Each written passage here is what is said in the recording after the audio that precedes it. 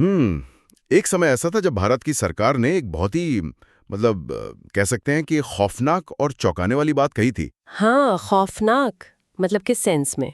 बात कुछ ऐसी थी कि अगर देश के करोड़ों गरीबों का पेट भरने के लिए या समाज में समानता लाने के लिए हमें संविधान में दिए गए मौलिक अधिकारों यानी जो हमारी इंसानी आज़ादी है उसे कुचलना भी पड़े तो हम पीछे नहीं हटेंगे। Oh wow! ये तो बहुत ही एक्सट्रीम स्टैंड है। बिल्कुल। और हैरानी की बात यह है कि एक दौर में सरकार इस कोशिश में काफी हद तक कामयाब भी हो गई थी। सच में? मतलब ऐसा माहौल बन गया था जहाँ वेलफेयर के नाम पर व्यक्तिगत अधिकार छीने जा सकते थे? एग्जैक्टली एक ऐसा माहौल जहां कल्याण या सोशल वेलफेयर के नाम पर कोई भी इंडिविजुअल राइट छीना जा सकता था। और ये किसी फिल्म की कहानी नहीं है, बल्कि हमारे ही देश के संवैधानिक इतिहास का एक बेहद तनावपूर्ण अध्याय है। राइट। और आज की इस गहन चर्चा में, या जिसे हम डीप डाइव कहते हैं, हम इसी ऐतिहासिक टकराव को डिकोड करने वाले हैं। हाँ, और आज की इस चर्चा का जो आधार है वो है द केसरी नंदन एकेडमी के कॉन्स्टिट्यूशनल लॉ के बेहतरीन और काफी डिटेल्ड नोट्स। तो आज का हमारा मुख्य मिशन ये समझना है कि भारतीय संविधान में व्यक्तिगत अधिकारों यानी इंडिविजुअल राइट्स और समाज के कल्याण यानी सोशल वेलफेयर के बीच ये बेहद नाजुक बैलेंस आखिर कैसे बनाया गया। बिल्कुल। और ये एक ऐसी लड़ाई की कहानी है जो सिर्फ कोर्टरूम्स तक सीमित नहीं थी। ये कोर्टरूम से लेकर संसद भवन तक लड़ी गई, जिसने ये तय किया कि आज का जो हमारा समाज है वो कैसा होगा। एग्जैक्टली। तो इस पूरी कहानी की गहराई में जाने से पहले आइए एक कल्पना करते हैं। अच्छा, कैसी कल्पना? मान लिया जाए कि हमारा देश एक बहुत ही शक्तिशाली और बड़ी गाड़ी है। अब इस गाड़ी को चलाने के लिए दो सबसे अहम चीजों की जरूरत होती है। ब्रेक और एक्सेलरेटर। राइट, ब्रेक और एक्सेलरेटर। संविधान के पार्ट 3 में दिए गए फंडामेंटल राइट्स यानी जो हमारे मौलिक अधिकार हैं, वो इस गाड़ी के मजबूत ब्रेक की तरह हैं। अच्छा, मतलब ये स्टेट को यानी सरकार को अपनी मनमानी करने से रोकते हैं। हाँ, ये इस बात की गारंटी देते हैं कि सरकार रूपी ये गाड़ी किसी भी नागरिक की आज़ादी, उसकी समानता या उसकी बोलने की स्वतंत्रता को कुचल ना दे। Make sense. तो अगर फंडामेंटल राइट्स ब्रेक हैं तो फिर पार्ट 4 में दिए गए directive principles of state policy, जिन्हें हम आमतौर पर DPSP कहते हैं, वो क्या हैं? वो उस गाड़ी के एक्सेलरेटर है। अच्छा, एक्सेलरेटर मतलब ये सरकार को एक दिशा देते हैं। बिल्कुल। ये उसे प्रेरित करते हैं कि वो समाज को सोशियो इकोनॉमिक जस्टिस यानी सामाजिक और आर्थिक न्याय की मंजिल तक तेजी से ले जाए। मतलब DPSP में एक आदर्श समाज का सपना बुना गया है, जहां सबको समान काम के लिए समान वेतन मिले, जहां धन कुछ ही हाथों में इकट्ठा ना हो, और जहां हाशिए पर खड़े लोगों का उत्थान हो। लेकिन यहाँ एक बहुत बड़ा तकनीकी और कानूनी फर्क है, और यही इस पूरे विवाद की असली जड़ है। राइट। नोट्स में भी ये बात बहुत साफ तौर पर बताई गई है कि फंडामेंटल राइट्स जस्टिशिएबल हैं। जस्टिशिएबल मतलब अगर मैं इसे आसान भाषा में समझना चाहूँ तो इसका सीधा सा मतलब ये है कि अगर सरकार किसी के भी मौलिक अधिकार का हनन करती है तो वो व्यक्ति सीधे आर्टिकल 32 या 226 के तहत सुप्रीम कोर्ट या हाई कोर्ट का दरवाजा खटखटा सकता है। एग्जैक्टली अदालतें सरकार को सख्त आदेश देकर इन अधिकारों को लागू करवा सकती हैं। मतलब हम कह सकते हैं कि इन अधिकारों के पास दांत हैं, ये काट सकते हैं। हाँ, बिल्कुल सही कहा। लेकिन इसके बिल्कुल विपरीत आर्टिकल 37 ये स्पष्ट करता है कि DPSP नॉन जस्टिशिएबल है। ओह, तो मतलब कोई भी नागरिक अदालत में जाके ये नहीं कह सकता कि संविधान में लिखा है कि सबको रोजगार मिलना चाहिए, तो सरकार को मुझे नौकरी देने का आदेश दिया जाए। राइट। अदालतें DPSP को लागू करवाने के लिए सरकार को कभी भी मजबूर नहीं कर सकती। तो यहाँ एक बहुत ही स्वाभाविक सा सवाल उठता है, मतलब अगर DPSP को कोर्ट में लागू ही नहीं किया जा सकता तो क्या ये सिर्फ खोखले वादे हैं? ये बहुत ही लॉजिकल सवाल है। क्या ये बस संविधान की किताब में लिखी अच्छी अच्छी बातें हैं जिनका कोई वास्तविक मोल नहीं है? मैं भी यही सोच रही थी। लेकिन इसका जवाब है बिल्कुल नहीं।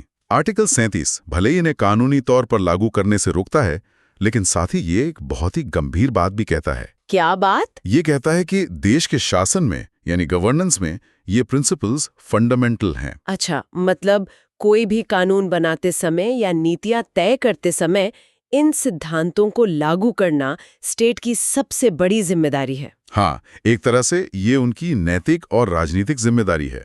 सरकार चुनाव हार सकती है अगर वो इन सिद्धांतों की पूरी तरह अनदेखी करे। अब मुझे असली समस्या समझ में आ रही है। समस्या तब शुरू होती है जब ड्राइवर यानी हमारी सरकार एक ही समय पर ब्रेक और एक्सेलरेटर दोनों दबा दें। एग्जैक्टली एक तरफ सरकार को समाज में समानता लाने के लिए एक्सेलरेटर दबाना है और दूसरी तरफ फंडामेंटल राइट्स का ब्रेक उसे ऐसा करने से रोकता है। और जब ये दोनों आपस में टकराते हैं तो गाड़ी में भयंकर घर्षण पैदा होता है, लाइक स्पार्क्स उड़ने लगते हैं। बिल्कुल, और 1950 के दशक की शुरुआत में ठीक ऐसा ही हुआ था। हाँ, क्योंकि आज़ादी के तुरंत बाद का भारत एक ऐसा देश था जो सदियों की गुलामी, गरीबी और गहरी सामाजिक असमानताओं से जूझ रहा था। राइट, सरकार पर भारी दबाव था कि वो हालात बदलें और यहीं से शुरू हुई हमारी पहली बड़ी संवैधानिक लड़ाई। नोट्स के मुताबिक इस टकराव की शुरुआत होती है 1951 के एक बेहद ऐतिहासिक मामले से, स्टेट ऑफ मद्रास बनाम चंपकम दोरईराजन। हाँ, चंपकम दोरईराजन। इस केस की पृष्ठभूमि को समझना बहुत जरूरी है। उस समय मद्रास राज्य में भयंकर सामाजिक और शैक्षणिक गैरबराबरी थी। मतलब समाज के कुछ ही वर्गों का संसाधनों और शिक्षा पर दबदबा था, है ना? एग्जैक्टली। तो इस खाई को पाटने के लिए मद्रास सरकार ने एक आदेश निकाला। उन्होंने मेडिकल और इंजीनियरिंग कॉलेजों में विभिन्न जातियों और समुदायों के लिए सीटें रिजर्व कर दी। तो सरकार का तर्क क्या था इस रिजर्वेशन के पीछे? उनका तर्क बहुत सीधा था। वे संविधान के आर्टिकल 46 के तहत अपना कर्तव्य निभा रहे थे, जो कि एक डीपीएसपी है। अच्छा, और ये आर्टिकल कहता है कि राज्य कमजोर वर्गों के शैक्षणिक और आर्थिक हितों को बढ़ावा देगा। राइट, यानी सरकार समाज के कल्याण का एक्सेलरेटर पूरी ताकत से दबा रही थी। लेकिन फिर चंपकम दोरईराजन नाम की एक छात्रा ने इस आदेश को अदालत में चुनौती दे दी। हाँ, उसका तर्क था कि ये रिजर्वेशन फंडामेंटल राइट्स के आर्टिकल 15 और 29 क्लॉज 2 का सीधा उल्लंघन है, जो धर्म, मूल वंश, जाति या भाषा के आधार पर भेदभाव को पूरी तरह रोकते हैं। बिल्कुल।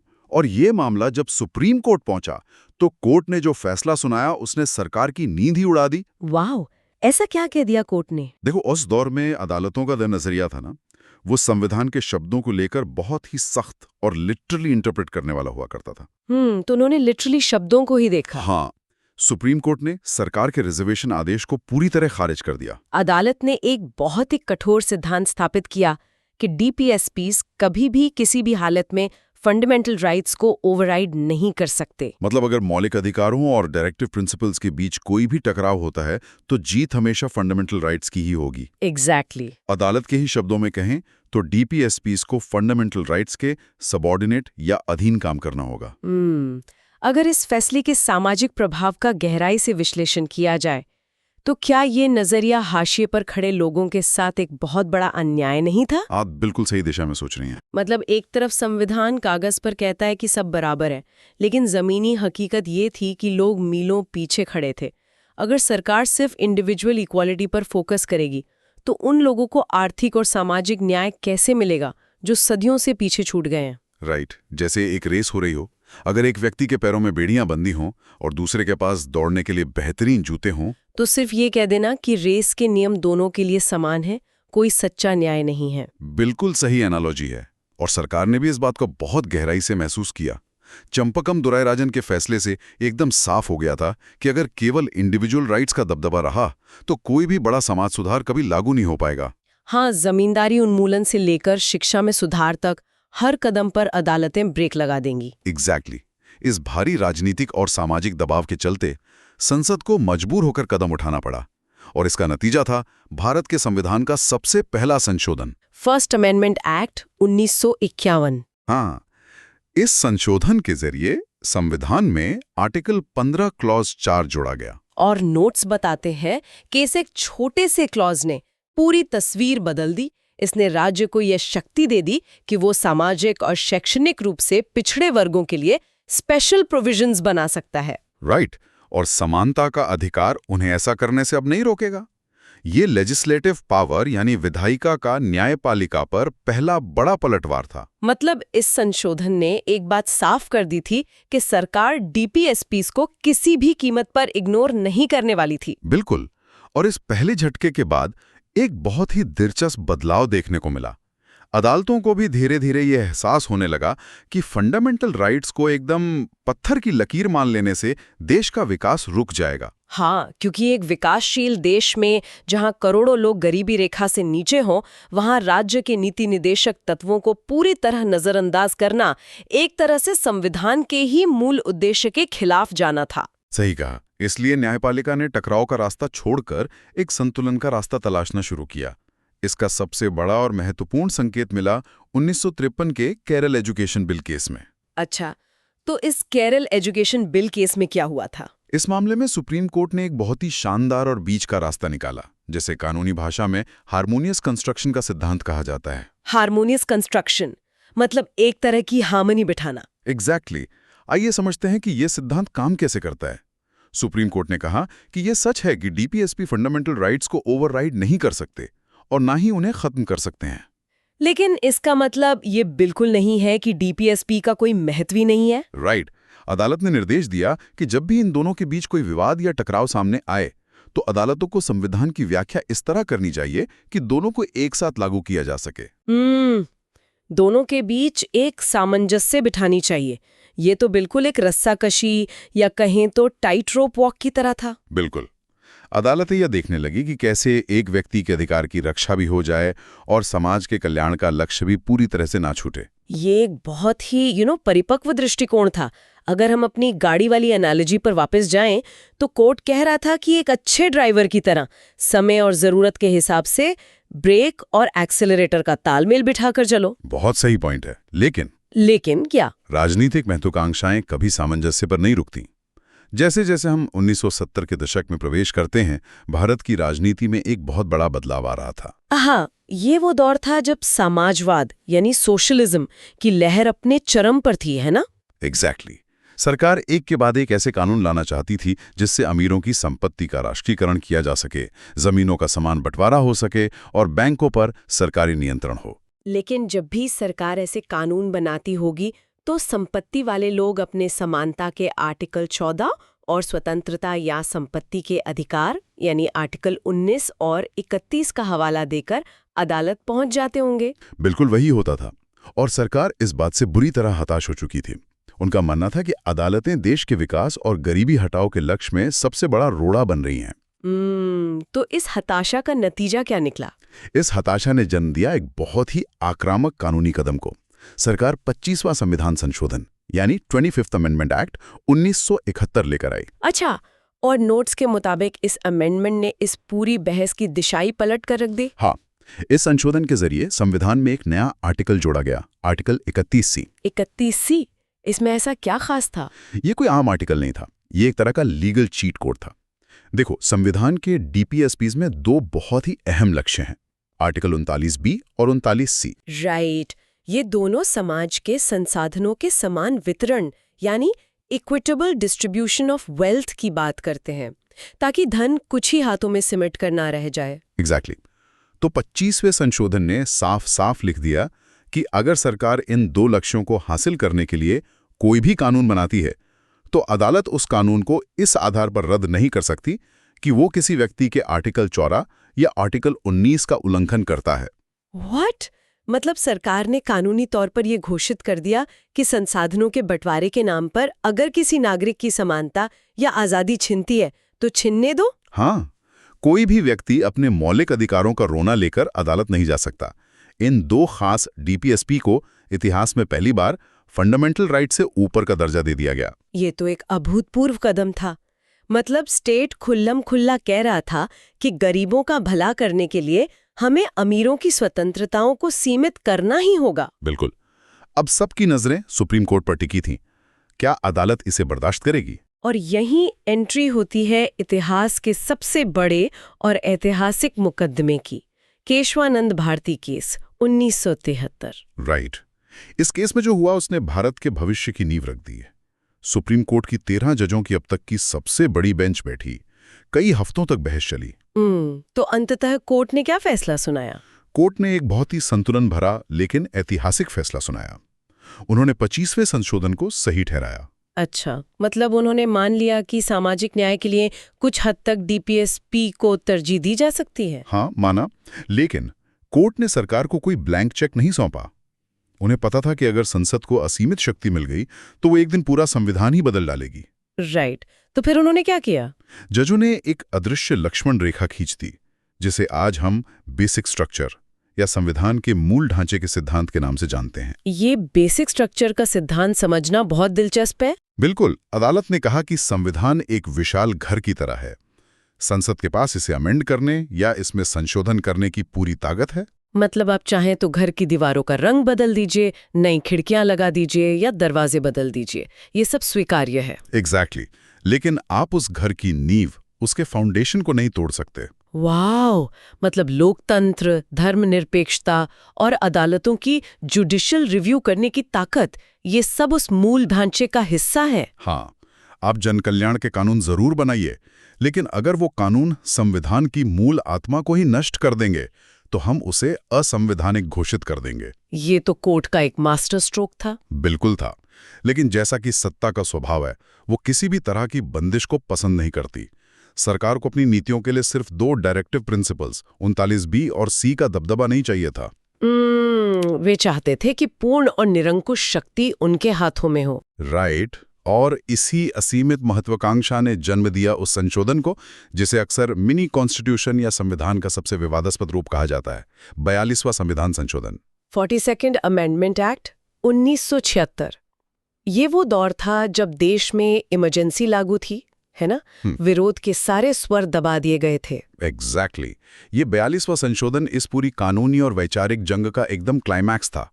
इस संशोधन ने आर्टिकल 31C का दायरा इतना ज्यादा बढ़ा दिया जिसकी कल्पना भी किसी ने नहीं की थी। मतलब उन्होंने क्या किया? इसने घोषित कर दिया कि अब सिर्फ 39B और C ही नहीं, बल्कि पार्ट 4 में लिखे गए सभी DPSPs को पार्ट 3 के फंडामेंटल राइट्स पर प्राइमेसी या प्राथमिकता दी जाएगी। अगर गहराई से इस बात के नतीजों का विश्लेषण किया जाए तो ये स्थिति सच में सिहरन पैदा करने वाली थी। बिल्कुल। इसका सीधा मतलब था कि सरकार वेलफेयर या समाज कल्याण का ठप्पा लगाकर कोई भी कानून बना सकती थी और कोई भी नागरिक ये शिकायत लेकर कोर्ट नहीं जा सकता था कि उसकी आज़ादी या उसकी समानता छीनी जा रही है। मतलब ये एक ऐसा कदम था जिसने उस पूरी गाड़ी से ब्रेक ही निकाल कर फेंक दिए थे। अब सिर्फ एक विशाल एक्सेलरेटर बचा था। बहुत सही कहा। अगर DPSPs पूरी तरह से फंडामेंटल राइट्स को कुचल देते तो शायद कागज पर हमें एक ऐसा समाज मिल जाता जहां सबकी आमदनी बराबर होती, जहां कोई आर्थिक भेद नहीं होता। लेकिन उस समाज में किसी इंसान की कोई व्यक्तिगत कीमत नहीं होती, कोई अपनी बात नहीं कह पाता, कोई सरकार की आलोचना नहीं कर पाता। एग्जैक्टली। ये कल्याण के नाम पर तानाशाही लाने का एक कानूनी रास्ता था। तो फिर ये असंतुलन ठीक कैसे हुआ? इमरजेंसी खत्म होने के बाद सुप्रीम कोर्ट ने इस असंतुलन को सुधारने का बीड़ा उठाया और ये सुधार हुआ 1980 के ऐतिहासिक मिनर्वा मिल्स लिमिटेड बनाम यूनियन ऑफ इंडिया केस में। मिनर्वा मिल्स केस, नोट्स में इसे भारतीय न्यायपालिका के इतिहास में एक चमकते हुए मील के पत्थर की तरह बताया गया है। बिल्कुल। इस केस में सुप्रीम कोर्ट ने 42वें संशोधन के उस विनाशकारी हिस्से को, जिसने सभी DPSP को मौलिक अधिकारों से ऊपर कर दिया था, अनकॉन्स्टिट्यूशनल या असंवैधानिक घोषित कर दिया। अच्छा, और इसके पीछे उन्होंने तर्क क्या दिया? मिनर्वा मिल्स केस में सुप्रीम कोर्ट ने जो तर्क दिया वो सीधा केशवानंद भारती के बेसिक स्ट्रक्चर सिद्धांत से जुड़ा हुआ था। कोर्ट ने कहा कि व्यक्तिगत आजादी और सामाजिक न्याय के बीच का जो संतुलन है वो खुद में संविधान का एक बेसिक स्ट्रक्चर है। मतलब अगर आप अधिकारों को पूरी तरह खत्म करके सिर्फ कल्याण की बात करेंगे तो आप संविधान की आत्मा की ही हत्या कर रहे हैं। एग्जैक्टली। और इसी फैसले में सुप्रीम कोर्ट ने एक बेहद खूबसूरत एनालॉजी दी जो इस पूरे विषय का सबसे सटीक सार है। वो एनालॉजी क्या थी? अब तक हम गाड़ी और ब्रेक की बात कर रहे थे, लेकिन कोर्ट ने कहा कि फंडामेंटल राइट्स और डायरेक्टिव प्रिंसिपल्स एक रथ के 2 पहिए हैं। एक रथ के 2 पहिए, वाओ। हाँ, 2 व्हील्स ऑफ अ चैरियट। और इन दोनों के बीच का ये बारीक संतुलन ही इस व्यवस्था की जान है। इस रथ वाली एनालॉजी की गहराई को समझना बहुत जरूरी है। अगर विचार किया जाए, अगर एक रथ के 2 पहियों में से एक पहिया दूसरे से बहुत बड़ा हो जाए तो क्या होगा? क्या वो रथ आगे अपनी मंजिल तक जा पाएगा? बिल्कुल नहीं। वो रथ बस वहीं गोल गोल घूमता रहेगा और अंत में पलट जाएगा। एग्जैक्टली। ठीक यही बात हमारे समाज पर लागू होती है। अगर इंडिविजुअल राइट्स का पहिया बहुत बड़ा कर दिया जाए और DPSP को निकाल दिया जाए तो समाज में भयंकर असमानता फैल जाएगी। अमीर और अमीर होते जाएंगे, गरीब और गरीब। समाज बस ताकतवरों का खेल बनकर रह जाएगा। और इसके उलट अगर स्टेट पॉलिसी यानी डीपीएसपी का पहिया इतना बड़ा कर दिया जाए कि वो अधिकारों को ही कुचल दे, तो समाज में तानाशाही आ जाएगी। बिल्कुल, सरकार सर्वशक्तिमान हो जाएगी और नागरिक बस एक कठपुतली। इसलिए इन दोनों का समान आकार में होना, दोनों का एक साथ काम करना बेहद जरूरी है। और मुझे लगता है कि कुछ सालों बाद 1986 के उन्नी कृष्णन केस में भी अदालत ने इसी विचार को और मजबूत किया था, है ना? हाँ बिल्कुल, कोर्ट ने साफ किया कि ये दोनों एक दूसरे के विरोधी या दुश्मन नहीं हैं। ये दोनों सप्लीमेंट्री और कॉम्प्लीमेंट्री हैं। ये एक दूसरे को पूरा करते हैं। राइट। अदालत को हमेशा फंडामेंटल राइट्स की व्याख्या डायरेक्टिव प्रिंसिपल्स की रोशनी में ही करनी चाहिए। ये अलग अलग दिशाओं में भागने वाले घोड़े नहीं हैं, बल्कि एक ही दिशा में ले जाने वाले साथी हैं।